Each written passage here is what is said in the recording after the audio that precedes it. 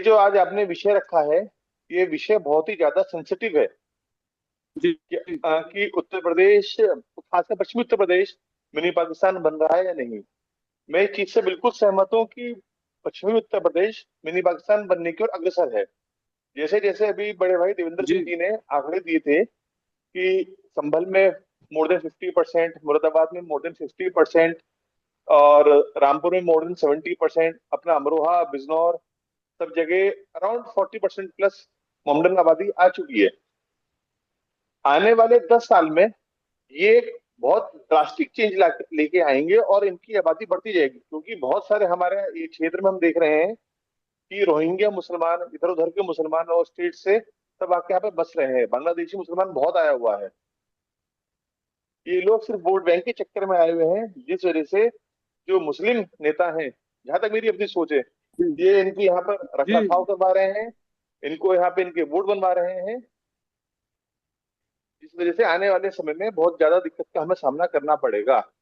मैं राम भद्राचार्य जी जो महापुरुष हैं, जो इतने बड़े ज्ञानी हैं, जिन्हें इतनी सारी भाषाओं का ज्ञान है, जिन्हें सारी चीज का काफी अच्छी नॉलेज है, उन्होंने जो बात जी कही मेरठ में, उन्होंने आगे के लिए सोच कर कही है कि पश्चिमी उत्तर प्रदेश मिनी पाकिस्तान बन रहा है, और मैं वाकई में मिनी पाकिस्तान के अंदर आ गया हूँ। मेरे अपने हिसाब से कि पश्चिम उत्तर प्रदेश को एक अलग राज्य बनाना चाहिए, मैं इससे बिल्कुल सहमत नहीं हूँ। अगर पश्चिम उत्तर जी प्रदेश को एक अलग राज्य बना दिया गया, तो आप मान के चलिए फिर मिनी पाकिस्तान क्या, ये पूरा ही पाकिस्तान बन जाएगा। आजादी के बाद पाकिस्तान हम्म, में कितना हिंदू था और अब कितना हिंदू है, इसके आंकड़े भाई साहब आप सब लोगों को पता है। जी अब वहां पे 2% भी हिंदू नहीं बचा है। जो हिंदू बचा है वो भी वहां पे किस बिल्कुल हालात में रह रहा है। उनकी लड़कियों को जबरदस्ती उठा के लेके जाया जा रहा है, उनका जबरदस्ती धर्म परिवर्तन कराया जा जी रहा है, जिस वजह से वहां पे हिंदुओं की स्थिति बड़ी दयनीय हो गई है। सेम कंडीशन जी यहाँ पश्चिमी उत्तर प्रदेश में अगर अलग राज्य बना दिया गया, तो सेम कंडीशन है वो हमें यहाँ भी फेस करनी पड़ेगी। मेरा अपना ये मानना है कि ये हम्म, सरकार, ये जो मुस्लिम गठजोड़ है पश्चिमी उत्तर प्रदेश में, इसको तोड़ने के लिए पॉलिटिकल बंटवारा कराया जाए मिनी उत्तर प्रदेश, पश्चिमी उत्तर प्रदेश का, तो ज्यादा सहम रहेगा। मेरा अपना जो मानना है, अभी मैं कुछ दिन पहले एक लेख पढ़ रहा था, जिसके में जब अटल बिहारी वाजपेयी जी की जी सरकार थी, तब हमारे माननीय जगमोहन जी शहरी आवास मंत्रालय मंत्री हुआ करते थे। उन्होंने उस टाइम जी सुझाव ये दिया गया था कि पश्चिमी उत्तर प्रदेश के टुकड़े करके कुछ जिले हरियाणा में, कुछ जिले उत्तराखंड में, और कुछ जिले दिल्ली में अगर मिला दिए जाएं, तो मुस्लिम गठजोड़, जो मुस्लिम राजनीति है, यहाँ पर एक समाप्त हो सकती है। वाजपेयी जी को भी जी ये सुझाव बड़ा पसंद आया था। उन्होंने, जैसे मुझे पता लगा कि उन्होंने ये कहा था कि अगली सरकार में इस चीज पे हम अमल करेंगे, लेकिन दुर्भाग्यवश सरकार द्वारा भाजपा की नहीं आ पाई। हम्म, अगर हम्म, मोदी सरकार, अभी राजस्थान में अपनी बीजेपी गवर्नमेंट है, हरियाणा में बीजेपी गवर्नमेंट है, यूपी में है, उत्तराखंड में है, जी दिल्ली में है, अगर सरकार इस चीज को पे लेके फैसला करे कि पश्चिमी उत्तर प्रदेश के टुकड़े कर दिए जाएं, या दिल्ली प्रदेश को बड़ा कर दिया जाए, जिसके अंदर पश्चिमी उत्तर प्रदेश के कुछ जिले ले लिए जाएं तो मंडल के हिसाब से, तो मुस्लिम राजनीति यहाँ पर जी खत्म हो जाएगी, और पश्चिमी जो ये पाकिस्तान, मिनी पाकिस्तान वाला मामला है, जो एक राजनीतिक हो रहा है, ये भी खत्म हो जाएगा। धन्यवाद। बताइए आपके दृष्टिकोण से जो श्री रामभद्राचार्य जी ने कहा, जिस तरह से भी उन्होंने कहा उस पे मैं नहीं जानना चाहता, लेकिन क्या ये बात आपको लगता है कि राजनीतिक ध्रुवीकरण का मात्र एक हिस्सा थी कि पश्चिमी उत्तर प्रदेश मिनी पाकिस्तान बन रहा है या बन चुका है या बनने जा रहा है? जी प्लीज।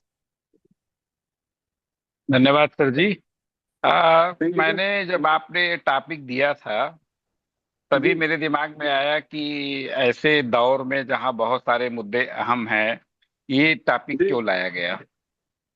बिल्कुल। और आदरणीय राम भद्राचार्य जी द्वारा इस तरह का कथन कहना बेहद दुर्भाग्यपूर्ण और खेदजनक लगा कि एक राम जी भद्राचार्य जी एक प्रतिष्ठित विद्वान और संत पुरुष हैं। उनको हम्म रामचरितमानस के और ब्राह्मण साहित्य परंपरा के बड़े मर्मज्ञ ज्ञानी हैं वो। जी लेकिन जो वर्तमान राजनीतिक परिवेश जो चल रहा है, धार्मिक परिवेश चल रहा है, उसमें उनके हम्म ऐसे बहुत सारे बयान आना स्वाभाविक भी है। और ये हम्म अनिरुद्धाचार्य और आपके ये जो एक और संत है बागेश्वर धाम के, या जी, निश्चलानंद जी हो या स्वरूपानंद धीरेन जी। शास्त्री जी की बात कर रहे हैं। हाँ जी जी जी जी। तो जी जी। आजकल हमारा जो कथित धार्मिक नेता है, जो समाज है जिसके हम्म नेतृत्व संत समाज कर रहे हैं, वो बुरी तरह से हमें हम्म लगता है कि बायस हैं, हम्म अवैज्ञानिक बातें कर रहे हैं, धार्मिक ध्रुवीकरण कर रहे हैं और सत्ता पक्ष को अपरोक्ष और परोक्ष रूप से समर्थन कर रहे हैं। इनको सत्ता पक्ष का ठीक। समर्थन प्राप्त है और सत्ता पक्ष को ये समर्थन दे रहे हैं। शायद इनका इसमें जी। कोई फायदा होता हुआ मुझे नजर नहीं आता, लेकिन इससे सबसे अधिक हम्म, नुकसान हमारे भारतीय परंपरा को ही पहुंच रहा है। अब मिनी जी पाकिस्तान पे हम आते हैं, तो मिनी पाकिस्तान की यह जी। अवधारणा एकदम गलत है, नितांत अतार्किक, किसी भी तर्क से यह सहमत नहीं हुआ जा सकता है। अब हम्म चाहे जैसे मैं गोंडा जनपद को देखता हूँ, बनारस में बहुत सारे मुसलमान हैं, तो ये जो एक जी। सतहीकरण की व्याख्या कर देना कि ये मिनी पाकिस्तान बन गया है मुसलमानों की आबादी के आधार पर, ये कहाँ से हम्म, तार्किक है और कैसे ये मुद्दा आपने उठाया, ये अपने आप में अहम प्रश्न है। अब ये आप ही जी। बताएंगे कि आपने मुद्दा क्यों रखा। अब कोई खुफिया रिपोर्ट आई है ठीक। या कोई सरकार ने गजट हम्म किया है या किसी हम्म संस्था ने बताया है कि ये बड़ी स्थिति भयावह हो गई है या वहां कोई आतंकी अड्डे पल जी। रहे हैं, तो ऐसी कौन सी हम्म खुफिया रिपोर्ट मिली है, ऐसा कौन सा सूचना हम्म तंत्र मिला जिससे उसे मिनी पाकिस्तान, पाकिस्तान कहने का आशय है कि वो कोई एक विद्रोही या भारत विरोधी गढ़ बन गया है। पाकिस्तान कहने का तो यही मतलब हुआ हम्म कि वह भारत विरोधी गढ़ बन हम्म, गया है भारत विचारधारा का। तो जबकि वो ठीक। मुसलमान सैकड़ों सालों से वहां पे आबाद है और हमारे अर्थव्यवस्था में, समाज व्यवस्था में उसका साहचर्य है। हाँ, यद्यप कुछ लुम्पेन दोनों ओर पे शामिल हैं जो सांप्रदायिक और सामाजिक सद्भाव नष्ट करते हैं, लेकिन इसके आधार पर हम्म, पूरी आबादी को पाकिस्तानी, मिनी पाकिस्तानी कह देना हमें हमारी 20 करोड़ की आबादी का अपमान है, और 20 करोड़ की नहीं, पूरी भारत का अपमान है। और कम से कम ठीक। एक संत को ऐसा नहीं कहना चाहिए था हम्म सर। हम्म। इसका जवाब तो मैं चाहूंगा कि आपको श्री देवेंद्र सिंह आर्य जी, सीनियर एडवोकेट, उक्ता भारत समाचार पत्र के संरक्षक, और आप शायद प्रथम समय, आप सभी लोग प्रथम टाइम उनसे मिल रहे हैं। खासकर आपकी बात मैं कर रहा हूँ, आप इससे पहले फर्स्ट टाइम आप ज्वाइन कर रहे हैं। देखिए, लेकिन उससे पहले मैं दो शब्द जरूर कहूंगा। देखिए, तो कथित धार्मिक नेता, ये संतों के विषय में अच्छा नहीं लगता। अगर हम बात कर रहे हैं संत समाज की, तो वो कथित नहीं होते। संत समाज निश्चित रूप से धार्मिक और आध्यात्मिक प्रतिनिधित्व करता ही है, तो इसलिए वहां कथित शब्द नहीं लगाया जा सकता। हम कथित भंते नहीं कह सकते, हम कथित मौलाना नहीं कह सकते, या हम कथित पादरी नहीं कह सकते। कभी आपने ये शब्द नहीं सुने होंगे कि हम किसी को ये कहें कि ये कथित पादरी हैं, कथित इस्लामिक धर्म गुरु हैं, ऐसा हम नहीं कहते हैं। तो कथित शब्द थोड़ा सा यहाँ अच्छा नहीं लगता। दूसरी बात ये है कि ये आंकड़े कहाँ से आए, ये विषय क्यों उठाया गया। देखिए, पाकिस्तान का अर्थ ये नहीं है कि वो पूर्णतः भारत विरोधी है, ये कहना भी गलत है। पाकिस्तान पूर्णतः भारत विरोधी है और कोई देश पूरी दुनिया में भारत विरोधी नहीं है, तो ये कहना बिल्कुल गलत है, एक पक्षीय है। इसका सीधा उदाहरण है, सबसे बड़ा हमारा जो शत्रु बैठा है, वो हमारे बिल्कुल करीब में चाइना बैठा हुआ है, चीन बैठा हुआ है। तो इसलिए पाकिस्तान मात्र को हम दोषी नहीं ठहरा सकते या केवल उसको शत्रु नहीं मान सकते। पाकिस्तान वर्ड का इस्तेमाल कहाँ होता है, उसकी व्याख्या मैं छोटी सी आपको कर देता हूँ। 1947 में जब मजहबी आधार पर भारत का बंटवारा हुआ था, मोहम्मद अली जिन्ना और श्री जवाहरलाल नेहरू और आपके महात्मा गांधी और भी बहुत सारे नेता उसमें शामिल थे। मैं सिर्फ 3 नाम इसलिए बता रहा हूँ क्योंकि ये ज्यादा चर्चित हैं। तो उस समय जब मजहबी आधार पर बंटवारा हुआ था, तो मुस्लिम समुदाय ने उस समय जिस स्थान को मांगा था, जो हिस्सा मांगा था, उन्होंने उसको पाकिस्तान कहा था, यानी पाक यानी साफ सुथरा स्थल, और इसको उन्होंने नापाक माना था, यानी गंदी जगह। पाक का मतलब साफ जगह और नापाक का मतलब है गंदी जगह। तो जाहिर है उसी दृष्टिकोण से अगर कोई ये कहता है कि ये जगह पाकिस्तान बन गई है, तो आशय भारत विरोध से नहीं होता है, आशय इस बात से होता है कि वो मजहबी बाहुल्य क्षेत्र बन चुका है, इससे आशय होता है।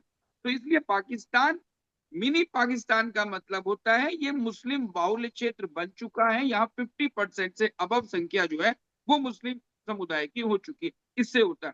खैर, बाकी बातों का जवाब मैं श्री देवेंद्र सिंह भाई साहब से अनुरोध करूंगा कि वो श्री राम प्रसाद मौर्य जी को जवाब दे। तो आवाज आ रही भाई साहब? जी भाई साहब। मौर्य जी ने जिस प्रकार से अपना प्रस्तुतिकरण दिया है, जी मैं उस पर थोड़ा सा ध्यान आकर्षित कराना चाहूंगा अपने विद्वान साथी का। अयोध्या में राजा दशरथ का राज्य था। मैं त्रेता काल में चला गया हूँ, वर्तमान पे अभी लौट कर आऊंगा 2 मिनट में। जी और रावण का राज्य अयोध्या के चारों तरफ घूमता हुआ तिब्बत तक पहुंच चुका था। और जो जी आज का अमेरिका है, रूस है, उसमें भी रावण का राज्य था।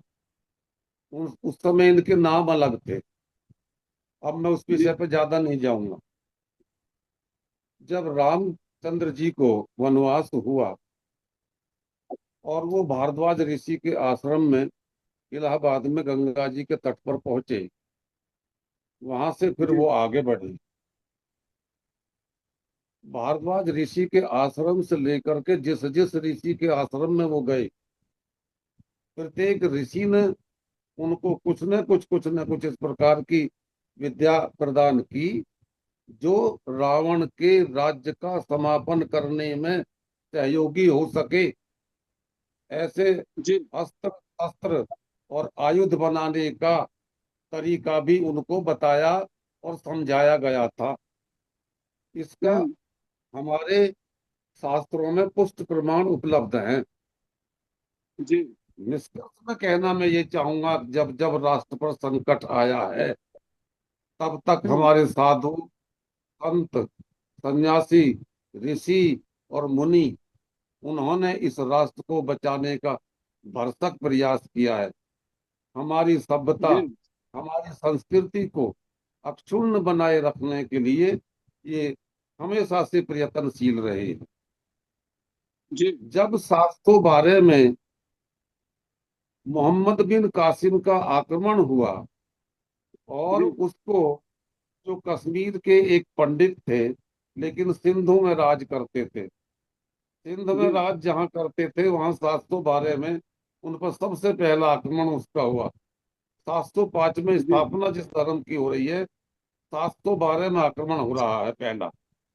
जी वो आक्रमण आपकी सभ्यता संस्कृति को नष्ट करने वाला था। उसके सही सही 8 साल बाद सन 720 में पूरे राष्ट्र के साधु और सन्यासी माउंट आबू में वशिष्ठ मुनि के आश्रम में एकत्र हुए थे और वहां पर जी उन्होंने राष्ट्र रक्षा आंदोलन किया था। और उस राष्ट्र रक्षा आंदोलन में उन्होंने 4 प्रकार के वहां पर क्षत्रिय बनाए थे, जो प्रतिहार परमार चालुक्य ये बनते हैं वहां पर जो चौहान। इन्हीं के जी द्वारा फिर इस राष्ट्र की रक्षा की गई।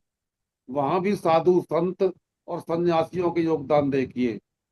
जिस समय बाबा योगी आदित्यनाथ को उस उत्तर प्रदेश की कमान दी जा रही थी, उस समय जी मौर्य साहब जैसे लोग यहाँ पर उनका उपहास कर रहे थे।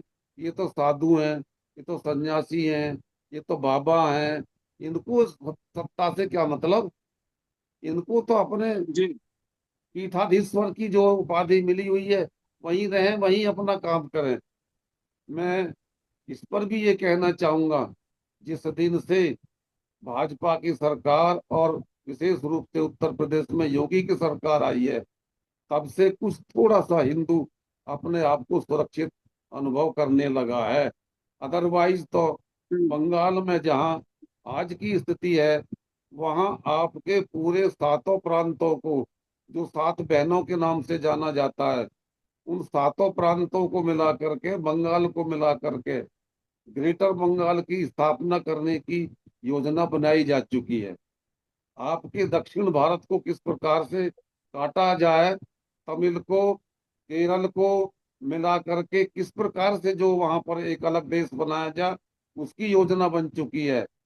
और पश्चिमी उत्तर प्रदेश को अगर रामभद्राचार्य जी ने कह दिया तो इसमें कोई बुराई उन्होंने नहीं की है।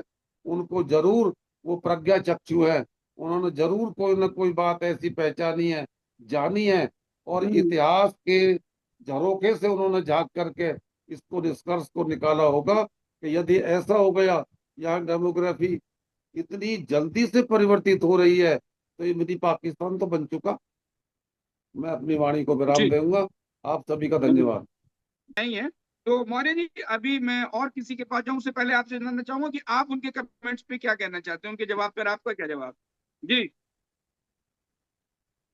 जिस समय यहाँ पे तुर्कों, पठानों और मुगलों का शासन था, जी तो वल्लभाचार्य, निम्बार्काचार्य, मध्वाचार्य, तमाम आचार्य जो है पूरे भारत में घूम घूम जी के शास्त्रार्थ कर रहे थे। जी सुल्तानों और मुगलों से ये भूमि अनुदान प्राप्त कर रहे थे, जी भंडारा कर रहे थे, खूब अपने संत मत का प्रचार कर रहे थे। इसी ठीक है। पृष्ठभूमि में कबीर अपनी लेखनी लिख रहे थे, रैदास जोरदार आवाज लगा रहे थे, महाराष्ट्र में तुकाराम, नामदेव, बहुत सारे संत अपनी बात कह रहे थे।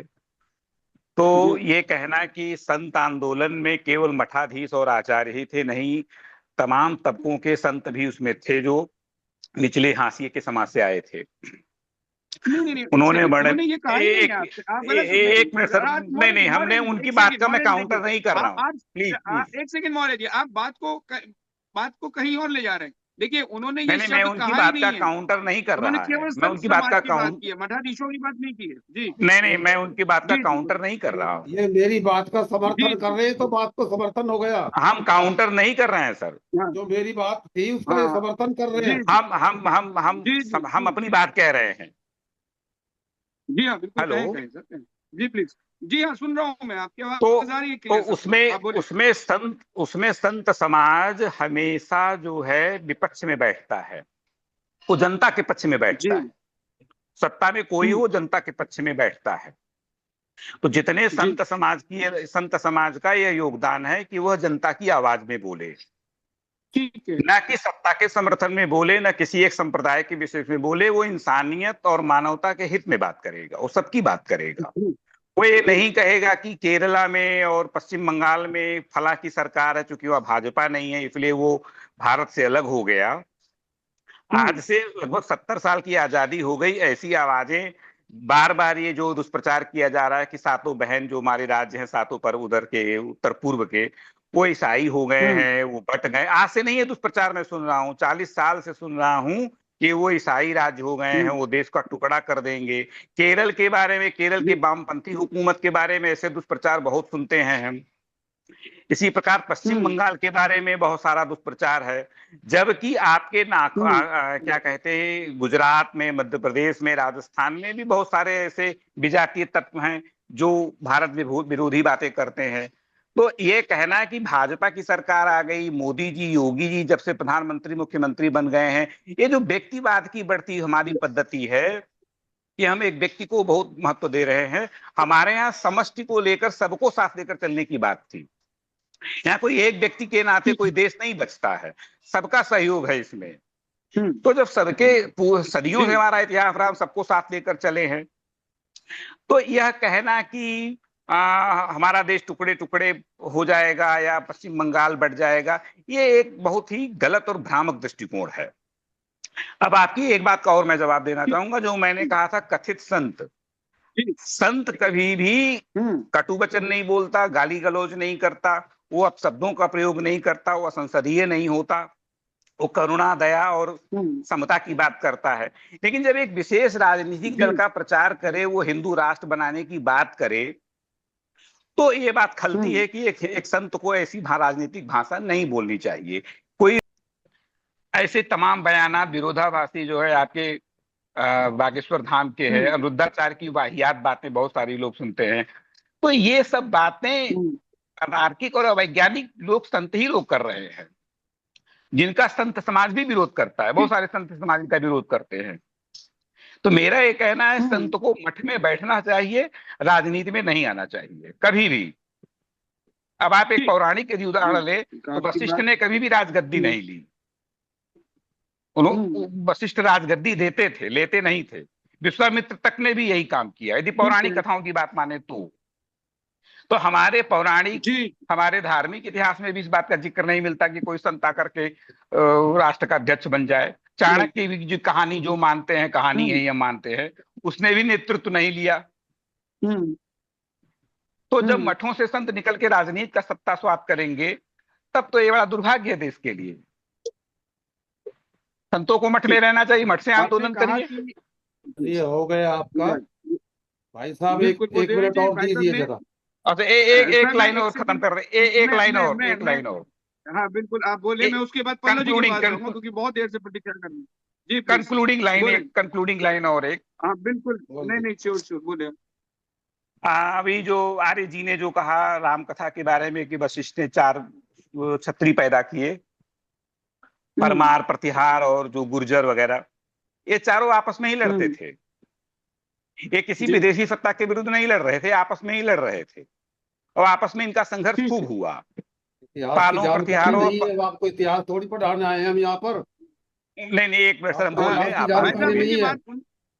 हमारी उनकी बात बात आपकी पूरी हो पूरी बात होने जाए। होगी दीजिए, पूरी। फिर आपको समय, भाई साहब, आपको मैं समय पल- दूंगा, उनकी बात पूरी होनी पल्लव चाहिए। पल्लव जी जी के प्लीज। पास जाने से पहले मैं चाहूंगा मौर्य जी को एक बात का जवाब देने के लिए। हाँ सर नहीं नहीं सर इन्हीं मैं मैं की बिल्कुल कंक्लूड कर लूं। बिल्कुल मौका इन्हीं दूंगा की तरह आपको। थे। उनको इन्हीं की कंक्लूजन तरह करने थे दीजिए। जो एक बार, एक सेकंड भाई ज्योतिन्द्रनाथ। साहब, देवेंद्र जी मेरी बात समझिए, पहले उनको कंक्लूड करने दीजिए, फिर आपको मैं पूरा होगी मौका इनकी तो दूंगा। कंक्लूड समझ जी गए हम जो है। मौर्य जी बोले।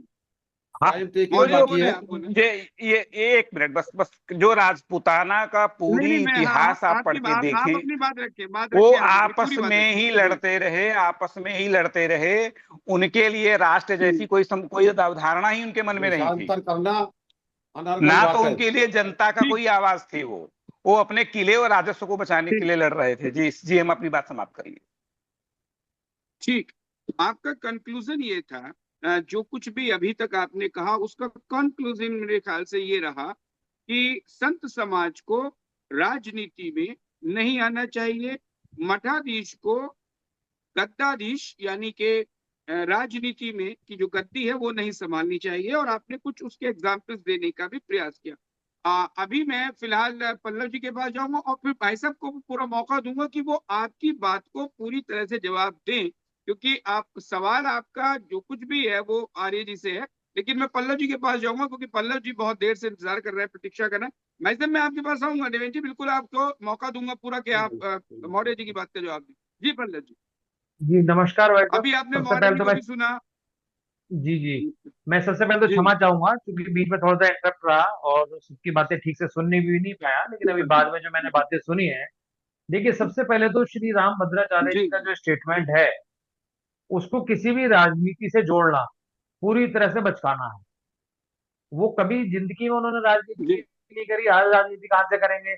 और अभी जैसे कि मौर्य जी कह रहे थे कि संतों की जो आवाज होती है वो जनता की आवाज होती है, तो अगर वो जनता की आवाज बन के कोई बात कह रहे थे तो फिर उसमें राजनीति ढूंढने की जरूरत क्या है किसी को। और रही बात के संतों के गुस्सा होने का, गाली गलौज करने का, गाली गलौज तो उन्होंने बेचारों ने कभी करी ही नहीं। और जहां तक बात है प्रतिरोध करने का, तो क्या श्री परशुराम जी जिंदगी में क्या किया है उन्होंने। जब गुस्सा उनको आता था तो उनका गुस्सा तो जग जाहिर है कि अगर वो गुस्से में सबको भस्म करने की तक की स्थिति रखते थे, तो हमारे पास संतों के पास वो ताकत थी कि जब जरूरत पड़ेगी तब वो उसका विरोध करेंगे, वह अन्यथा शांत रहेंगे। तो जब अगर समाज को हम्म, जरूरत महसूस हो रही होगी कि संत आगे आए और संत बोले, तो क्या दिक्कत है इसमें। मुस्लिम मौलाना जो संत, इनके जो मौलाना गुरु हैं, वो कभी भी कोई भी बयान दे देते हैं, कभी कुछ कह देते हैं, उसमें तो कोई नहीं बोलता। हम्म, और जहां तक भाई साहब अभी इतिहास में बहुत, चूंकि मुझे बहुत ज्यादा इतिहास का ज्ञान नहीं है, लेकिन छोटी सी एक बात बताऊं जी कि वो कह रहे थे कि हमारे हमारे जो पूर्वज थे वो आपस में लड़ते रहते थे, वे वो आपस में सत्ता के लिए लड़ते थे। इनके यहाँ तो इनका इतिहास है अपने बाप के, अपने भाइयों के लिए लड़ते हैं, अपने बापों के गले काटे हैं इन्होंने, अपने बाप को जेल में डाल दिया, औरंगजेब ने अपने भाइयों को मार दिया, अकबर ने क्या किया, अपने हम्म, भाइयों को मार दिया सत्ता के लिए।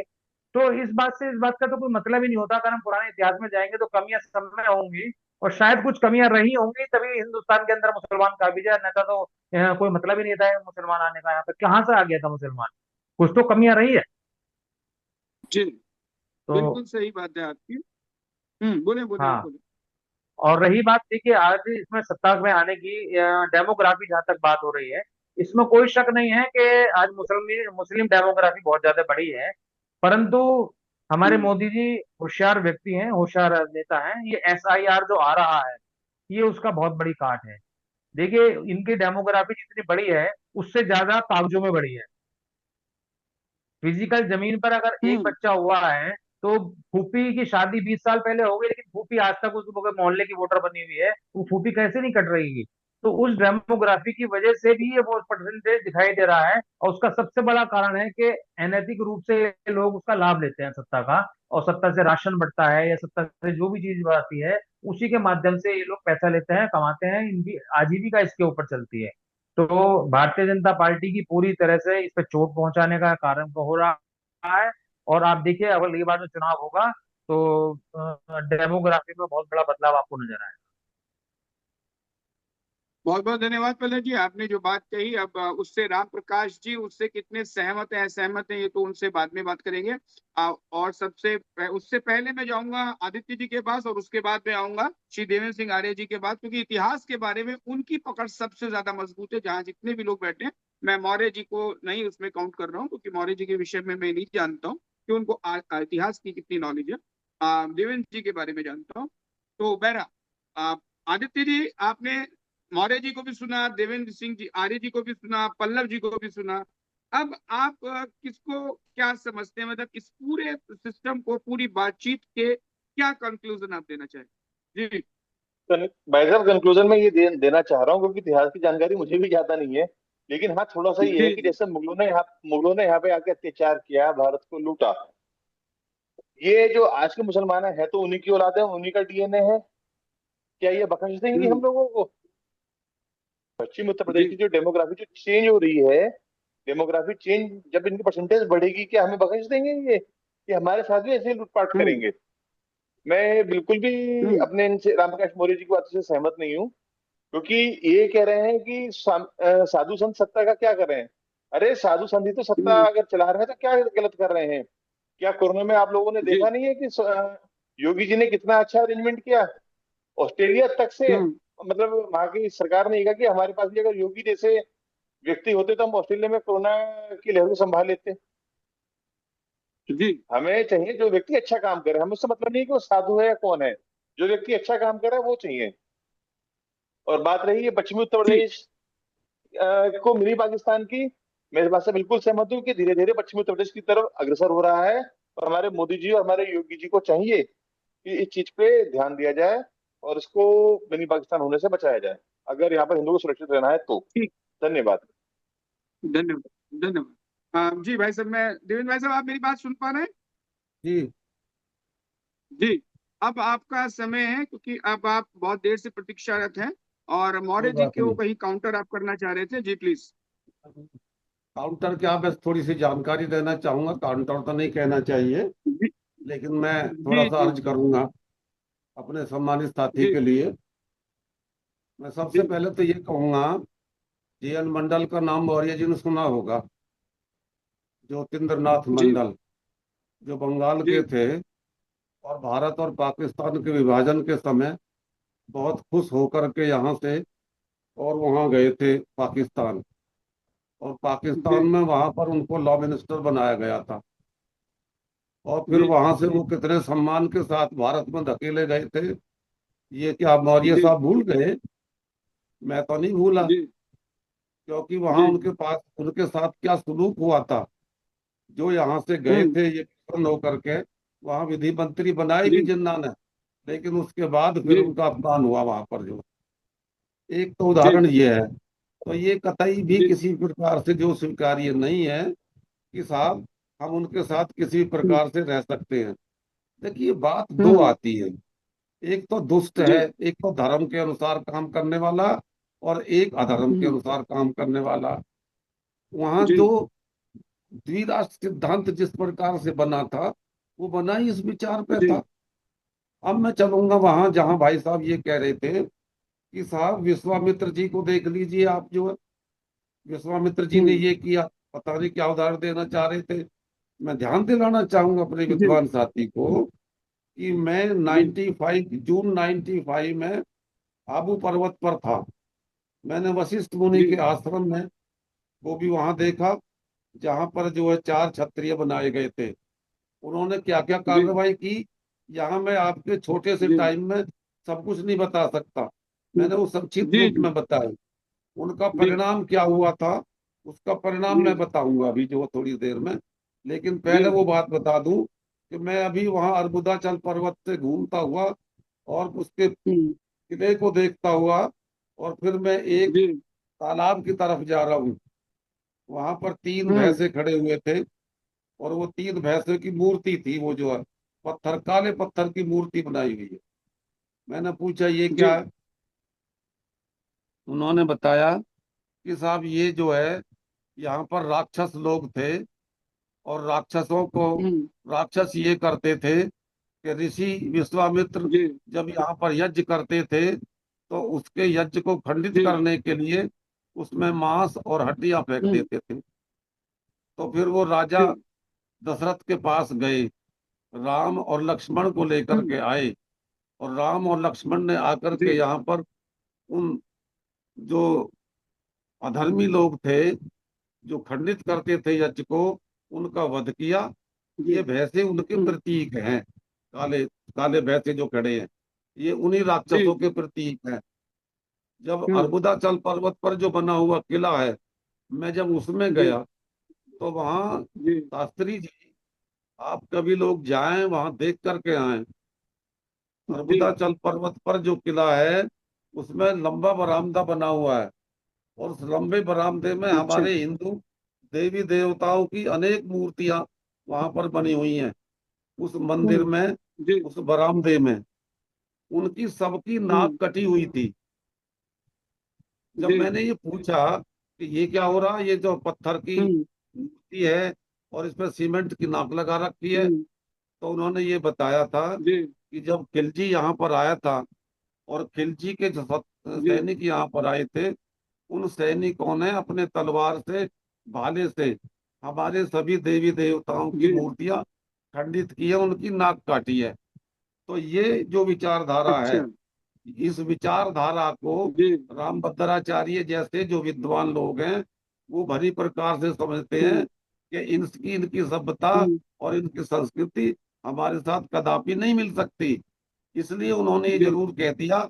और मैं फिर उसी बात को कहूंगा, उन्होंने ठीक ही कहा है कि ये मिनी पाकिस्तान बनने जा रहा है। राम प्रकाश जी को हम्म, यदि ये इस बात का विश्वास नहीं हो रहा तो वो JN मंडल की तरह जा करके देख सकते हैं, अनुभव कर सकते हैं। धन्यवाद आपका। जी धन्यवाद। मौर्य जी आपको एक भाई साहब ने बात को क्लियर करने की कोशिश की है और जहां तक अभी तीनों लोगों को आपने सुना होगा जरूर, तो उससे ये लग रहा है कि वो ये बताना चाह रहे हैं कि श्री रामभद्राचार्य जी ने किसी प्रकार की कोई राजनीति नहीं की है। और उनका जो बयान है, कथित तौर पर ये कहना कि पश्चिम उत्तर प्रदेश जो है वो मिनी पाकिस्तान बनता जा रहा है, उसका सिर्फ कारण संभवतः ये रहा होगा कि उनको लग रहा है कि शायद यहाँ पर भी कल को एक धर्म के आधार पर विभाजन की स्थिति बन सकती है, डेमोग्राफी चेंज हो रही है। ना कि उसका शायद ये कहीं भाव लिया जाए कि उन्होंने किसी पक्ष को या किसी भी राजनीतिक व्यक्ति को या राजनीतिक पार्टी को लाभ पहुंचाने की कोशिश की है। आप अनम्यूट हो जाइए और बताइए मुझे कि आपने तीनों लोगों को सुना और बारी बारी सुना और अंत में श्री देवेंद्र सिंह आर्य जी को भी सुना आपने। तो अब आपका क्या दृष्टिकोण बदला है कुछ, या वही का वही है, या आप कुछ और कहना चाहते हैं? जी प्लीज। देखिए, हमारे जो विद्वान साथी कह रहे थे, जी मैं इसमें बिना किसी राग द्वेष के कहना चाहूंगा कि देखिए, हम किसी विशेष राजनीतिक दल जी के नजरिए से किसी चीज का आकलन करते हैं तो वो चीज पूर्वाग्रह से प्रेरित होता है। ना हम कांग्रेस ना बीजेपी, हमें किसी हम्म, पार्टी लाइन से बात नहीं करनी चाहिए। ना हम किसी पार्टी के जी कार्यकर्ता हैं, हम लोग बुद्धिजीवी हैं यदि, तो हमें सामान्य बातें करनी चाहिए। ना कोई योगी, ना कोई मोदी, ना जी कोई अखिलेश वगैरह से हमसे कोई मतलब नहीं है। राजनीतिक चरित्र एक है जी सबका सत्ता में। तो उससे इतर अब हम जी थोड़ी बातें करते हैं, जैसे कि बार बार ये बार है कि मिनी पाकिस्तान, जैसे भी सर जी कह रहे थे कि मंडल सर गए, उन बेइज्जत हुए, बात सही है। पाकिस्तान बनना ही अपने आप में एक दुर्भाग्यपूर्ण स्थिति थी, और पाकिस्तान अपने आप में बिल्कुल एक सही। अभिश्राप है। पाकिस्तान अपने आप में एक अभिश्राप है, वो जी एक ढहता राष्ट्र है, वो जी राष्ट्र कभी बना ही नहीं। तो हम पाकिस्तान को जी अपने सामने एक उदाहरण के रूप में रखते हैं, तो हमें लगता है कि उस पर बात करना ही बेकार है। बात हमारे हमारे भारत के मुसलमानों की है। भारत के मुसलमान का मतलब जी पाकिस्तान नहीं होता है। यदि भारत के मुसलमानों ने यह जी निश्चय किया कि वो भारत छोड़ के नहीं जाएंगे, तो उन्होंने इसे अपना देश माना, हम्म अपनी जन्मभूमि मानी और अपनी कर्म भूमि मानी, हम्म और यहीं पर रहे। उन्होंने कभी पाकिस्तान के जी प्रति कोई निष्ठा नहीं दिखाई। तो एक तो ये कहना है कि ठीक मुसलमान है। मिनी पाकिस्तान बन जाएगा, ये गलत है। मिनी अफगानिस्तान क्यों नहीं बन जाएगा, मिनी अरब क्यों नहीं बन जाएगा, ये तो नहीं कोई कह रहा है। मिनी मलेशिया क्यों नहीं बन जाएगा, वो भी तो मुस्लिम हम्म राष्ट्र है। तो ये जी कहना तो अपने आप में एक गलत तत्व है। हाँ, अब आइए कि ठीक वहां है। उनकी आबादी बढ़ रही है। तो आबादी बढ़ रही है, हम्म ये एक दूसरा प्रश्न है। ये जानबूझ के राजनीति से ठीक है। प्रेरित है, वो हम्म राजनीति से प्रेरित है। आज से जनसंख्या उनकी नहीं बढ़ रही, बहुत हम्म दिनों से बढ़ रही है।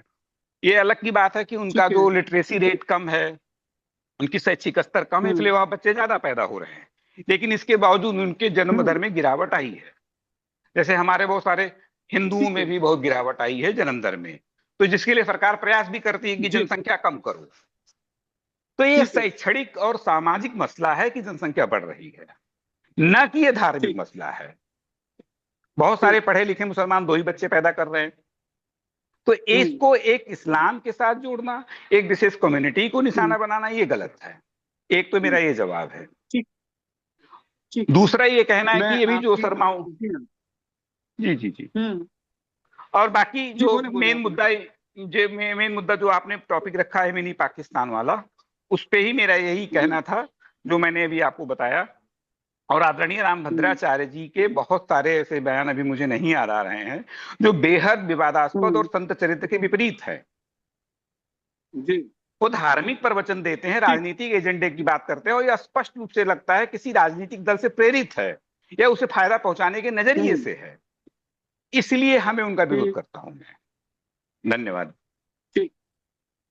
धन्यवाद आपका। आपने अपनी बात को बहुत स्पष्ट तरीके से रखा। दो चीजें आपने बहुत स्पष्ट तरीके से रखी। पहली बात यह है कि आप मेरा मतलब यहाँ अगर मैं आपको विपक्ष मान लूं थोड़ी देर के लिए, क्योंकि तीन लोग एक तरफ हैं और एक तरफ आप हैं, तो जाहिर बात है कि तीनों एक ही सुर में बोल रहे हैं, तो वो पक्ष हो गए, और आप उसके अलग है तो विपक्ष में हो गए। इसलिए मैं आपको विपक्ष कह रहा हूँ, ना कि मैं आपको किसी पार्टी विशेष से जोड़ रहा हूँ। एक चीज आपने बहुत स्पष्ट तरीके से ये कही है कि पाकिस्तान वर्ड से थोड़ा आप डिस्टर्ब हुए, ना कि अगर वो मलेशिया कहते हैं, मिनी इंडोनेशिया, क्योंकि इंडोनेशिया ही सबसे बड़ा मुस्लिम राष्ट्र है दुनिया का, तो शायद ये दिक्कत नहीं होती। पाकिस्तान वर्ड से दिक्कत हुई कि भाई पाकिस्तान नहीं कहना था, इंडोनेशिया कह सकते, तो वो खुद भी आपने इस बात को एक्सेप्ट करा कि भाई वो पाकिस्तान क्यों कह रहे हैं, इसको मिनी इंडोनेशिया कह देते तो ज्यादा शायद अच्छा लगता, आपको भी शायद अच्छा लगता। और दूसरी बात, आपने ये मान लिया, ये स्वीकार किया कि मुस्लिम जनसंख्या बढ़ रही है उनकी इलिटरेसी के कारण, अशिक्षा के कारण, लेकिन ये मान लिया कि हाँ उनकी जनसंख्या बढ़ रही है, और अब शायद उसमें कुछ परिवर्तन आया है, शायद शिक्षा की जरूरत है, अब बच्चे वो भी दो पैदा करने लगे हैं। यानी दोनों चीजों को आपने एक्सेप्ट तो किया, लेकिन दूसरे दृष्टिकोण से एक चीज आपको पाकिस्तान से दिक्कत है, इंडोनेशिया अगर वो कह देते तो शायद आपको दिक्कत ना होती। और दूसरी बात कि वो जो डेमोग्राफी चेंज हो रही है, इस चीज को भी आप एक्सेप्ट कर रहे हैं कि हाँ उनकी संख्या बढ़ रही है। धन्यवाद, आपने जो कुछ भी बात कही बहुत चतुर्वेदी स्पष्ट जी, तरीके से कही। चतुर्वेदी एक सेकंड, मैं एक जवाब देना चाह रहा हूँ जी मौर्य जी बिल्कुल। को। जो मौर्य जी को मैं पाकिस्तान आदित्य से जी जो एक सेकंड, मैसेज, आदित्य जी एक सेकंड, मैं पल्लव अच्छा जी के पास जाना चाहूंगा, क्योंकि उनका भी जवाब मैं ले लूं, फिर मैं आपके पास जरूर आऊंगा, ऐसा नहीं है कि नहीं दूंगा। मेरी और 10 मेरी बस मिनट के एक ही अंदर लाइन मुझे इस थी। डिबेट को खत्म करना। अच्छा चलिए, आप बोलिए बोलिए बोलिए बोलिए। मौर्य जी जो ये कह रहे थे कि उन्हें पाकिस्तान, मिनी पाकिस्तान क्यों कहते हैं, अफगानिस्तान क्यों नहीं कहते। जब जी भारत का जी। मुसलमान पाकिस्तान के झंडे फहराता है यहाँ पर, पाकिस्तान की हम्म टीम अगर क्रिकेट में जीतती है तो उसके पाकिस्तान जिंदाबाद के नारे लगाता है, अफगानिस्तान जो नारे नहीं लगाता है, जी ना इंडोनेशिया के झंडे फैलाता है, ना हम्म मलेशिया के झंडे फैलाता है। जब पाकिस्तान के झंडे जी फैलाएगा, पाकिस्तान की जीत पर खुश होगा, तो हम लोग तो उसे मिनी पाकिस्तान ही हम्म कहेंगे। हम तो मिनी अफगानिस्तान नहीं कहेंगे ठीक। बस। ठीक है, आपकी बात ये ठीक है भाई, जो झंडे पाकिस्तान के फहरा रहा है तो फिर उसे मिनी पाकिस्तान कहा जाएगा। चलिए खैर, मैं आप पल्लव जी के पास जाऊंगा। पल्लव जी बताएं, आपने सब लोगों को सुन लिया है, और चूंकि मैंने आपको कहा था कि कंक्लूजन मैं आपको इसलिए देना चाह रहा हूँ क्योंकि आप बहुत लेट बोल पाए तकनीकी कारणों से। जी प्लीज। सबसे जैसा कि मौर्य जी ने अभी बताया है, मैं उनकी बात से काफी हद तक सहमत हूँ कि हमें राजनीतिक जी पार्टी से अलग होकर के और बुद्धिजीवी की तरह सोचना चाहिए। भाई साहब ने बिल्कुल सही कहा है, जी। इसमें कहीं कोई दो राय नहीं। हम्म, और वो मानते हैं जी। डेमोग्राफी बड़ी है।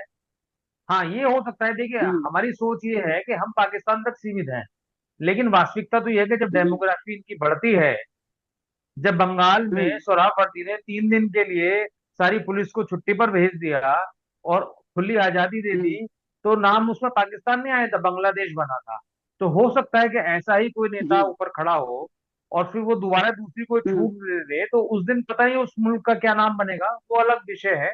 लेकिन ये बात मैं भाई साहब की सहमत जी। हूँ कि पाकिस्तान शब्द का इस्तेमाल ना करके कुछ भी हो सकता है। बहरहाल ये सब अंदेशा तो है ही कि कुछ भी हो सकता है, इस बात में तो कोई हम्म, दो राय रही नहीं कि कुछ भी हो सकता वो तो है। खुद भी मान इसलिए रहे ये ठीक है। हैं, मान रहे हैं लोग। हाँ, तो यही हमारा मत है। हमारा इस बात पे विवाद नहीं है कि मिनी पाकिस्तान, और ठीक है, मिनी पाकिस्तान नहीं बोलते, अफगानिस्तान बोल देते हैं या कुछ भी दूसरा हम्म, स्थान बोल देते हैं, लेकिन वास्तविकता तो यही है जी। ना कि हम उस खतरे के मुहाने पर खड़े हैं। इससे हमें कैसे बचा हम्म, जाए, ये हमें बुद्धिजीवियों को सोचना चाहिए। उसमें मौर्य जी भी शामिल है, देवेंद्र जी से भी है, और आप लोग भी सब शामिल हैं। तो मैं शब्दों में ना फंस करके, मेरा मतलब यही है कि इसका ठीक हल निकालना चाहिए। इसमें ठीक। जो कुल मिला बात के आई आप थी, चारों लोगों का सबसे पहले मैं जी। अच्छा, आप कुछ कहना चाह रहे हैं? जी बताएं। आदित्य जी जी आदित्य भाई साहब, भाई दो साहब ने मिनट जो में अपनी बात बात रखें। कही है, आदित्य भाई जी। साहब ने जो बात कही, वो बात बिल्कुल सही है। जी। फिर पाकिस्तान के झंडे क्यों लहराए जाते हैं? फिर आई लव मोहम्मद ठीक क्यों ठीक ठीक कहा ठीक। जाता है भारतवर्ष में? जी जी यदि ये भारत के जी ही जी लोग हैं, जी ये भारत ही इनकी कर्म भूमि है, भारत ही इनकी हर प्रकार जी की यहाँ पर जो होती है, और ये वहां नहीं गए थे साहब पाकिस्तान जी में। इनका तो हमारे ऊपर बड़ा एहसान है जो ये जी यहाँ पर रुक गए। इनका क्या है? किसी प्रकार से कुछ जी भी नहीं है। मैं यहाँ पर ये भी जोड़ना जी चाहूंगा कि रामभद्राचार्य जी जी वास्तव में एक बहुत बड़े विद्वान व्यक्ति है, और ये हमारा सौभाग्य है कि हम समकालीन पैदा हुए हैं उनके। जी मैं यहाँ ऐसा कहना चाह जी रहा हूँ कि वो जरूर ये जानते होंगे जी कि ये मौर्य साहब बाद में जुड़े। मैंने जो सभ्यताओं का नाम लिया था, यूनान, मिस्र, मेसोपोटामिया वगैरह की सभ्यताएं कैसे मिटी, वो किसने मिटा दी? जी जी। ये जम्मू ठीक ठीक ठीक कश्मीर ठीक, में, आपका। जो मैं डेमोग्राफी चेंज हुई थी, उसके बाद जो जी वहां जी। पर मुस्लिम शासन स्थापित करने की बात होने लगी थी, ये आखिर जब ही तो होती है जब डेमोग्राफी चेंज हो जाती है। ठीक धन्यवाद। है, मैं अब इस चीज को यहीं पे कंक्लूजन पे जा रहा हूँ। देखिए, सभी पक्षों को दर्शकों ने हमारे सुना, और जहां तक मैं उम्मीद करता हूं कि देखिए, पक्ष और विपक्ष दोनों ने संतुलित तरीके से अपनी बात को रखा है। कहीं कुतर्क की बात नहीं आई ना। मैं ये कहूंगा कि मौर्य जी ने कहीं कोई कुतर्क किया है, और ना ही बाकी मेरे पार्टिसिपेंट्स ने जो पक्ष में थे उन्होंने भी कहीं कोई कुतर्क नहीं किया। बहुत तर्क और वितर्क बातचीत हुई है, इसके लिए सभी पार्टिसिपेंट्स का मैं धन्यवाद करूंगा। देखिए, मैं श्री राम भद्राचार्य की किसी भी टिप्पणी का कोई पुष्टि नहीं करता, और ना ही मैं इस बात को कह सकता हूं कि श्री राम भद्राचार्य किसी कम्युनिटी विशेष या किसी धर्म विशेष या किसी राजनीतिक पार्टी विशेष से जुड़े हैं। वो संत हैं, उन्होंने अपनी बात को रखा है। हम उसे किस दृष्टिकोण से देखते हैं, ये बिल्कुल ठीक वैसा ही है जैसे एक गिलास पानी में जो आधा गिलास भरा हुआ है, अब हम उसे खाली भी कह सकते हैं और आधा भरा हुआ भी कह सकते हैं। ये हमारे दृष्टिकोण पर निर्भर करता है कि हम उसके पक्ष में हैं या विपक्ष में हैं, किस दृष्टिकोण से देख रहे हैं। तो अंत में बस मैं इतना कहूंगा कि जागी रही भावना जैसी, प्रभु मूरत देखी तिन तैसी। इन्हीं शब्दों के साथ आप लोगों का बहुत बहुत धन्यवाद। मौर्य जी का, श्री देवेंद्र सिंह आर्य जी का, आदित्य जी का और पल्लव अग्रवाल जी का बहुत बहुत धन्यवाद। धन्यवाद, thank you very much and good.